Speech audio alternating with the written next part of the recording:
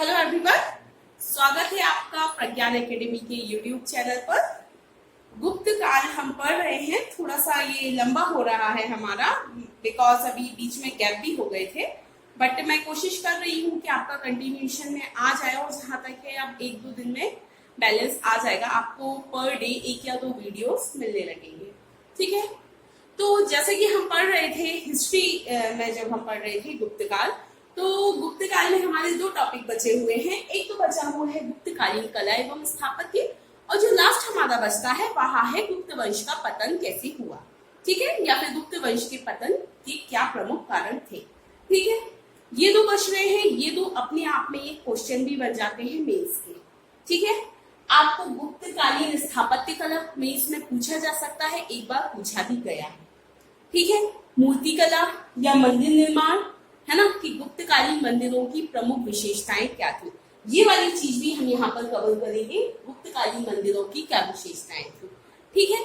फिर उसके बाद गुप्तकालीन चित्रकला भी पूछी जा सकती है। देखिए, अगर आपसे पूछा गया है कला में तो आपका मूर्ति कला भी आ रहा है और चित्रकला भी आ रहा है, स्थापत्य कला भी आ रहा है, तो आपको तीनों चीजें कवर करनी है। लेकिन सिर्फ मूर्ति कला बोला गया है तो फिर आपको मूर्ति कला लिखना है। यदि चित्रकला बोला गया है तो आपको उसमें चित्रकला लिखना है, ठीक है।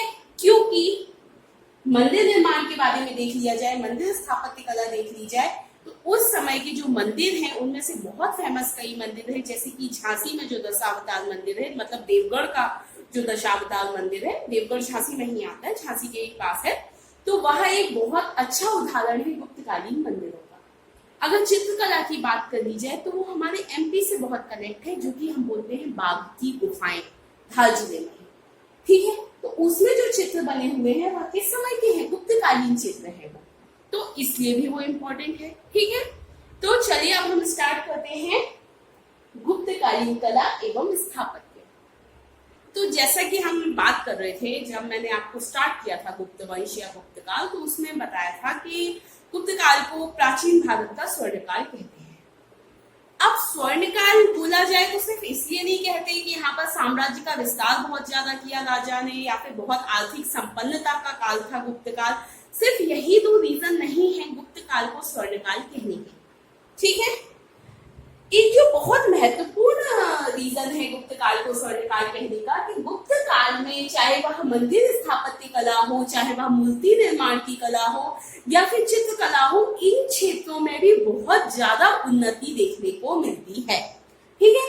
इन क्षेत्रों में भी बहुत ज्यादा उन्नति देखने को मिलती है, इसीलिए ओवरऑल इन सबको मिला के ही गुप्तकाल को स्वर्णकाल कहा जाता है। हाँ, ये बहुत इम्पोर्टेंट एक कारण रहा कि कला का इतना ज्यादा विकास हुआ, क्योंकि गुप्त काल आर्थिक संपन्नता का काल था, ठीक है, और राजनीतिक संपन्नता का काल था। राजश्रय मिला हुआ था कला को, मतलब कला में आप अपना योगदान दे सकते हो, राजश्रय प्राप्त था। इस कारण भी कला अपनी बिल्कुल शीर्ष तक पहुंची गुप्त काल में, ठीक है। ये तो बात हो गई कि क्यों हम कह रहे हैं कि स्वर्णकाल कहने में इन चीजों का भी महत्वपूर्ण योगदान है। चलिए अब बात करें हम क्वेश्चन किस तरीके से आ सकते हैं। तो जैसे कि मैंने आपको बताया कि आपसे पूछा जा सकता है मेंस में कि गुप्तकालीन कला एवं स्थापत्य कला के बारे में बताएं, ठीक है। या तो आपसे मंदिर स्थापत्य पूछा जा सकता है, गुप्तकालीन आपको मंदिरों की विशेषताएं पूछी जा सकती है। मैंने आपको अलग से यहाँ पर मेंशन की हुई है कि यदि आपसे आ जाए कि गुप्तकालीन जो मंदिर हैं उनकी प्रमुख विशेषताएं क्या क्या थी, तो वह आपको लिखना पड़ेगा, ठीक है। तो उसके लिए मैंने अलग से उनकी जो विशेषताएं हैं वह यहाँ पर मेंशन की है। मूर्ति कला की क्या प्रमुख विशेषताएं थी, मृण मूर्ति कला, उसके बाद चित्रकला, ये सारे टॉपिक्स हम यहाँ पर पढ़ेंगे। चलिए अब हम स्टार्ट करते हैं गुप्तकालीन कला, ठीक है। तो यदि बात की जाए कि गुप्त काल में वास्तुकला, स्थापत्य कला, चित्रकला, मृदभांड कला के क्षेत्र में अभूतपूर्व प्रगति हुई। ध्यान देने वाली बात क्या है, अभूतपूर्व प्रगति हुई, जिसने कि इन सबको अपने शीर्ष पर पहुंचा दिया और आने वाली पीढ़ियों को इन चीजों के बारे में सोचने पर विवश कर दिया कि ये जो चित्रकला होती है, मतलब यह भी एक कला है, इसका भी बहुत ज्यादा मतलब वैल्यू है। ये सब सोचने पे विवश कर दिया कहाँ से, गुप्त काल में।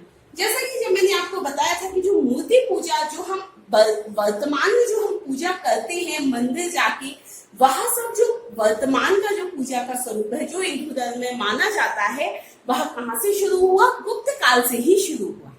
क्योंकि देवी देवताओं की जो मूर्तियां बनने लगी थी वह भी कब से बनने लगी थी, गुप्त काल में ही बनने लगी थी।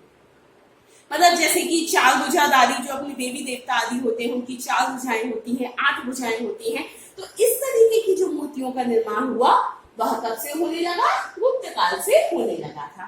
ठीक है, तो वास्तु, स्थापत्य, चित्रकला एवं रत्न कला के क्षेत्र में बहुत ज्यादा उन्नति हुई।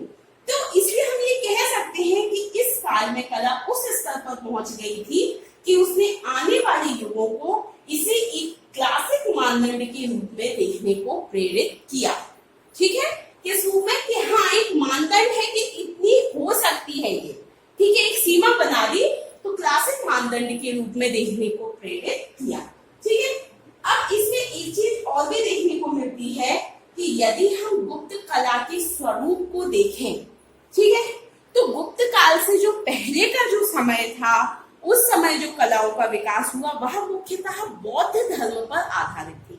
मतलब बौद्ध के चैत्य, स्तूप, विहार आदि का ही निर्माण बहुत ज्यादा हुआ, मौर्यों में देखते हैं हम। ठीक है, लेकिन जो गुप्त कालीन कला थी वह मुख्यतः ब्राह्मणवादी तत्वों पर आधारित थी। मतलब मंदिरों का निर्माण ज्यादा हुआ, मूर्तियों का निर्माण ज्यादा हुआ। ठीक है, लेकिन ऐसा नहीं है कि बुद्ध की प्रतिमाओं का कोई निर्माण नहीं हुआ, या तो ऐसा बिल्कुल भी नहीं है। बहुत अच्छी जो सारनाथ जो हम पढ़ते हैं तो वहां पर जो निर्माण हुआ है वह कब हुआ है, गुप्त काल में ही हुआ है। ठीक है, तो निर्माण तो बुद्ध की भी प्रतिमाओं आदि का हुआ, मूर्तियों का हुआ, लेकिन प्रमुखतः अगर हम देखें तो गुप्त कालीन कला किस पर आधारित थी, ब्राह्मणवादी तत्वों पर आधारित थी। इसीलिए हिंदू धर्म से संबंधित स्थल या हिंदू धर्म से संबंधित देवी देवताओं की मूर्तियां ज्यादा मात्रा में उस समय बनाई गई थी। ठीक है, ये हो गया। अब हम बात करते हैं मंदिर स्थापत्य, मंदिर स्थापत्य कला। अब गुप्त कालीन जो मंदिर थे वह किस तरह बने होते थे, उनकी प्रमुख विशेषताएं क्या थी, ये सारी चीजें हम देख लेते हैं। तो बात करें गुप्त कालीन मंदिरों की, तो मुख्यतः जो मंदिर थे वह पत्थरों से और ईंटों से निर्मित थे। ठीक है, किससे बने हुए थे, पत्थर से बने हुए थे और ईंटों से बने हुए थे। देखिए, ये मैं इतना डिटेल में इसलिए बता रही हूँ, जैसा कि मैंने आपको बताया कई बार पूछा जाता है कि गुप्त कालीन मंदिरों का स्वरूप कैसा रहा होगा, या गुप्त कालीन मंदिर जो है उनकी प्रमुख विशेषताएं बताइए, या गुप्त कालीन मंदिर स्थापत्य की प्रमुख विशेषताएं बताइए। तो आपको ये सारी चीजें आनी चाहिए। इसके अलावा कंपैरिजन भी आ जाता है, तो इसलिए आपको पता होना चाहिए कि उस समय के मंदिरों का निर्माण कैसे।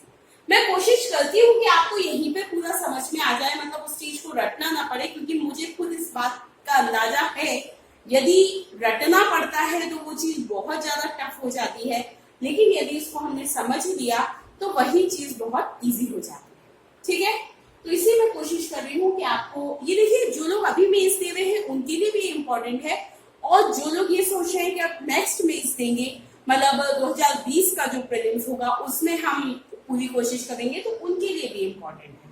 ठीक है, और बिल्कुल भी आप लोग ये सोच के डीमोटिवेट तो मत होइए कि अभी तक तो 2019 के एग्जाम का ही मेंस नहीं हुआ है, तो 20 का प्रीलिम्स कब होगा और कब मेंस होगा, ऐसा कुछ नहीं है। देखिए, एग्जाम तो होगा ही, लेकिन इम्पोर्टेंट ये है कि एग्जाम पे आपका जो नहीं है, आपका जो इस चीज पे है कि जिस दिन भी एग्जाम हो आप अपनी पूरी एफिशिएंसी के साथ एग्जाम दो। मतलब आपने पढ़ा हुआ हो, एग्जाम तो आप दोगे ही जब होगा तो, लेकिन अब डेट आ गई, उसके बाद 2 महीने बचे हैं प्रीलिम्स के लिए, फिर बोल रहे हैं अब कैसे पढ़े। चलिए, प्रीलिम्स निकाल भी लिया, फिर मेंस के लिए अब इतनी जल्दी कैसे तैयारी करें, क्योंकि इस बार ठीक है इतना टाइम मिल गया, जनरली इतना टाइम मेंस में नहीं मिलता, और जहां तक कि जब इस बार का लेट हो गया है तो अब अगली बार इतना टाइम नहीं मिलेगा आपको प्रीलिम्स और मेंस की। प्लीज सीरियस हो जाइए। आप जिस भी एग्जाम की तैयारी कर रहे हो, एमपी में कोई भी एग्जाम हो, व्यापम का या फिर पीएससी का, उसके लिए इम्पोर्टेंट है ना। कोई भी टॉपिक आप पढ़ रहे हो तो उसको बिल्कुल इस हिसाब से पढ़ो कि अगर उसमें से क्वेश्चन आएगा तो वो गलत नहीं हो। ठीक है, चलो। तो मंदिर स्थापत्य का क्या है, प्रमुखतः किससे बने होते थे, पत्थर व ईंटों से। देखिए उस समय के जो मंदिर थे, कुछ मंदिर लकड़ी के भी बने थे, लेकिन अब चूंकि लकड़ी के मंदिर है, इतना समय हो गया है तो वह समय के साथ नष्ट होते गए। ठीक है, तो वर्तमान में लकड़ी का ऐसा कोई भी मंदिर नहीं है जो वर्तमान स्वरूप में हो। ठीक है, लेकिन ऐसा मानना है कि उस समय लकड़ी के मंदिर भी बनाए गए थे जो कि समय के साथ नष्ट हो गए थे। ठीक है, तो मुख्यतः किसके बने होते हैं, पत्थर व ईंटों से निर्मित मंदिर थे। ठीक है, इसके बाद जो मैंने आपको बताया आर्थिक एवं राजनीतिक स्थायित्व का काल था। स्थायित्व मतलब एक बहुत लंबे समय तक चला है ना, गुप्त वंश का शासन। अब ऐसा हो कि भाई 10, 20, 50 साल एक वंश का है, फिर दूसरे ने आक्रमण कर दिया, उसका हो गया, तो उसने कह दिया नहीं ऐसे हम हिंदू धर्म को नहीं मानते, हम तो इस धर्म को मानते, इसका निर्माण करो। तो एक जैसी कला विकसित हो ही नहीं पाती, टूट फूट होती ही रहती है। लेकिन चूंकि इतना लंबा टाइम था, आर्थिक रूप से भी हमेशा संपन्न रहा, राजनीतिक रूप से भी एक स्थायित्व प्राप्त हुआ, इसलिए इस समय जो है इस निर्माण कार्य को प्रोत्साहन प्राप्त हुआ। ठीक है, आर्थिक और राजनीतिक स्थायित्व का काल होने से इस काल में निर्माण कार्य को बहुत प्रोत्साहन मिला।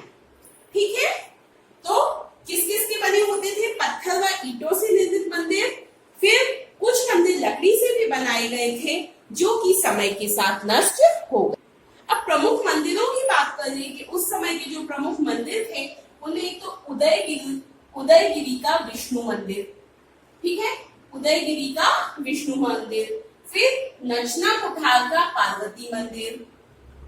ये ध्यान रखने हैं, एक तो कहां पर स्थित है मंदिर और किस काल से संबंधित है। ठीक है, देवगढ़ का दशावतार मंदिर वही जो झांसी के पास है। ठीक है, फिर एक विष्णु मंदिर जबलपुर तिगवा में है। ठीक है, ये भी गुप्तकालीन है। तो ये सारे प्रमुख उदाहरण हैं। इसके बाद कुछ अन्य भी उदाहरण हैं, जैसे कि शिव मंदिर है भूमरा, नागौद में है जो कि मध्य प्रदेश में। ठीक है, शिव मंदिर कहाँ पर है, भूमरा, जगह ली थी मैंने, लिखा नहीं है, भूमरा। ठीक है, ठीक है, शिव मंदिर भूमरा जो कि कहां पर है, भूमरा में है, जो कि कहां पर है, नागदा मध्य प्रदेश में। ठीक है, ये कुछ अन्य मंदिर भी है जो कि आप नोट कर लीजिए। ठीक है, इसके बाद भीतरगांव मंदिर भीतरगांव में है जो कि कानपुर के यूपी में है। भीतरगांव मंदिर भीतरगांव में है जो कि कानपुर के यूपी में है। ठीक है, इसके बाद लक्ष्मण मंदिर सिरपुर में है, ईंटों से निर्मित। तो ये कुछ अन्य मंदिर भी हैं। चलिए अब हम देख लेते हैं कि गुप्तकालीन मंदिरों की क्या विशेषताएं थी प्रमुख। सबसे पहली विशेषता तो ये थी, जो मंदिर थे वह ऊंचे चबूतरे पे बनाए जाते थे। ठीक है, ऐसा नहीं है कि मतलब बस थोड़े से 2 सीढ़ियां हो गया, ऊंचे अच्छे चबूतरे पे मंदिर बनाए जाते थे और ऊपर जाने के लिए फिर उनमें सीढ़ियां भी बनाई जाती थी, जिससे कि सीढ़ियों से चढ़ के अंदर जाओ। फिर मुख्य भगवान कहाँ रहते थे, गर्भगृह में रहते थे।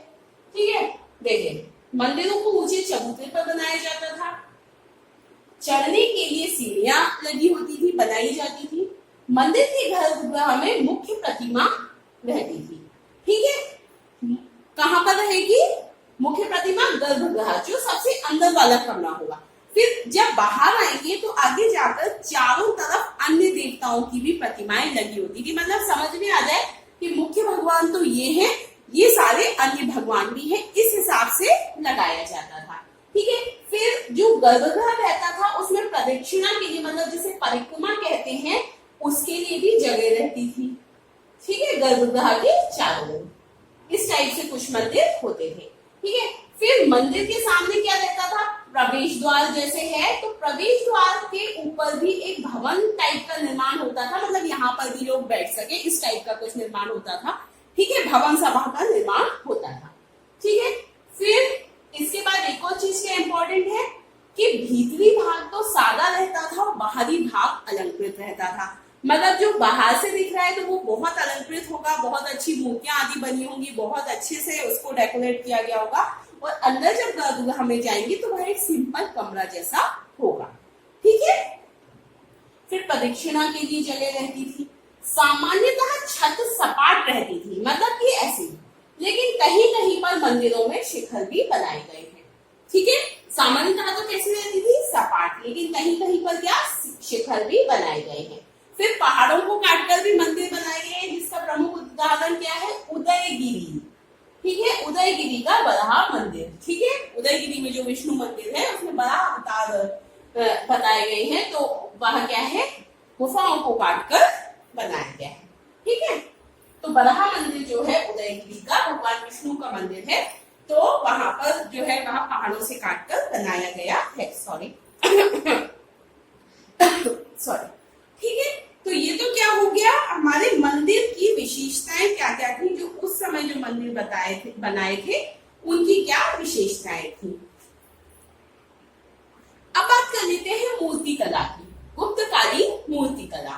ठीक है, जो प्रमुखतः जो मूर्ति निर्माण हुआ वह किस शैली में हुआ, मथुरा शैली, सारनाथ शैली और पाटलिपुत्र शैली। ये शैलियां प्रचलित थी गुप्त काल में। ठीक है, मूर्ति निर्माण की मथुरा शैली, सारनाथ शैली और पाटलिपुत्र शैली। ठीक है, अब अगर हम देखें तो यहाँ की जो मूर्तियां हैं वह एक गंभीर टाइप की मुद्रा वाली मूर्तियां हैं। इसके पहले जो मूर्तियां बनी थी, जो कुषाण कालीन थी, उनमें थोड़ी सी नग्नता का प्रदर्शन था, लेकिन यहाँ की जो मूर्तियां हैं, जो गुप्त काल की, जो इस समय की मूर्तियां हैं, उनमें क्या है, थोड़ा सा आध्यात्मिकता की ओर झुकाव है, उनका भद्रता और शालीनता है। इस टाइप की मूर्तियां इस समय की प्राप्त हुई हैं। ठीक है, तो इस समय की मूर्ति कला संयम और नैतिक है, मुखमंडल पर अधिक गंभीरता है, ये चीज इंपॉर्टेंट है। ठीक है, कुषाण कालीन मूर्तियों में जहां नग्नता प्रदर्शित हुई है, गुप्त कालीन में आध्यात्मिकता, भद्रता और शालीनता है। ठीक है, फिर इसके बाद सारनाथ की बुद्ध मूर्ति इस समय का ही एक बहुत अच्छा उदाहरण है, जो कि मैंने आपको बताया। भले ही प्रमुखतः ब्राह्मणवादी तत्वों पर आधारित रही हो गुप्तकालीन कला, लेकिन फिर भी बुद्ध धर्म की भी बहुत सारी मूर्ति आदि का निर्माण हुआ है। ठीक है, तो सारनाथ की बुद्ध मूर्ति, ये क्वेश्चन आ सकता है प्रीलिम्स का में कि मतलब किस काल से संबंधित है, गुप्त काल से। सुल्तानगंज की काशी की मूर्ति, ठीक है, मथुरा की बुद्ध की मूर्ति, ये है। ठीक है, फिर देवी देवताओं को मानवीय स्वरूप मिला, जैसा कि मैंने स्टार्टिंग में बता दिया। जो देवी देवता है उनकी प्रतिमाओं के रूप में, मतलब एक मनुष्य जैसे ही तो रहती है, जो हम भगवान को, जो हमारे मन में भी रहते हैं, जो हिंदू धर्म के लोग पूजा करते हैं, तो एक तरीके से एक मनुष्य के रूप में ही तो, कि उनकी 2 आंखें, नाक है, बस जो हाथ आदि है वह ज्यादा बना दिए जाते हैं, है ना। तो उस तरीके से जो एक मानवीय रूप मिला देवी देवताओं को, वह कब मिला, गुप्त काल में ही प्राप्त हुआ। ठीक है, देवी देवताओं को मानवीय स्वरूप मिला। देवताओं की प्रतिमा में 4 या 8 भुजाएं बनाई जाने लगी। जो विष्णु भगवान की अधिकतर मूर्तियां मिली हैं वह चतुर्भुजी ही प्राप्त हुई है। ठीक है, फिर गुप्तकालीन शैव मूर्तियां मिली है, वह लिंग और मानवीय दोनों रूपों में मिली है। मतलब जो भगवान शंकर है उनकी शिवलिंग के रूप में पूजा होती है, तो उस टाइप से भी मिली है, और मानवीय रूप में भी शिव जी की मूर्ति प्राप्त हुई है। फिर इसके बाद एक और चीज भी प्रचलित थी, मृण मूर्ति कला, जो कि गंगा के मैदानों में बहुतायत में प्रचलित थी। ठीक है, मृण मूर्ति कला। अब इनका उपयोग किसमें किया जाता था, मृण मूर्तियों का उपयोग किया जाता था धार्मिक कृत्यों में, खिलौनों में और सजावटी सामग्री आदि के रूप में प्रयोग होता था। तो ये तो हो गई मूर्ति कला, हो गई मंदिर निर्माण कला, हो गई मृण मूर्ति कला, हो गई। अब क्या आया, चित्रकला, बहुत इंपॉर्टेंट।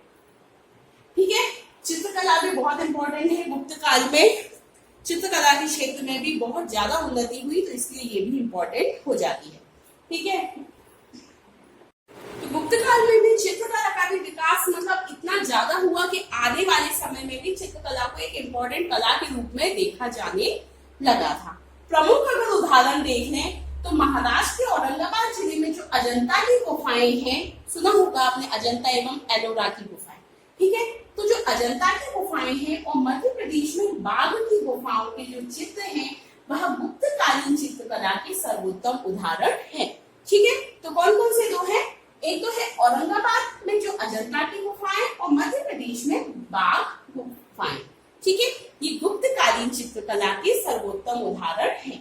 फिर अजंता की गुफा में 16, 17 और 19, ठीक है, बहुत सारी गुफाएं, उनमें से 16वीं, 17वीं और 19वीं जो गुफा गुफा है वह गुप्तकालीन है, ठीक है। उसमें जो निर्मित चित्र है वह कब के हैं, गुप्तकालीन चित्र हैं, ठीक है। गुफा 16 में एक मरणासन राजकुमारी का चित्र बना हुआ है, ये कभी प्रीलिम्स में पूछा जा सकता है, ठीक है। ये तो हो गई अजंता की गुफाएं। फिर इसके बाद एक बाघ चित्रकला, ये इसलिए इम्पोर्टेंट हो गया, इसको मैंने इसलिए अलग से हेडिंग बनाई है क्योंकि ये एमपी का है। तो ये आपसे 3 नंबर में भी क्वेश्चन आ सकता है, आपको 5 नंबर में भी क्वेश्चन आ सकता है।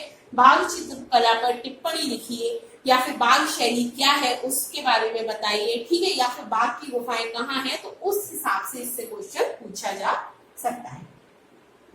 तो बाघ की जो गुफाएं हैं वह इंदौर मध्य प्रदेश में स्थित इंदौर है। इंदौर के पास एक जिला पड़ता है धार, ठीक है, सुना होगा आपने। अगर आप एमपीपीएससी की तैयारी कर रहे हो तो हर एक जिले को हम जानते ही हैं, ठीक है। तो धार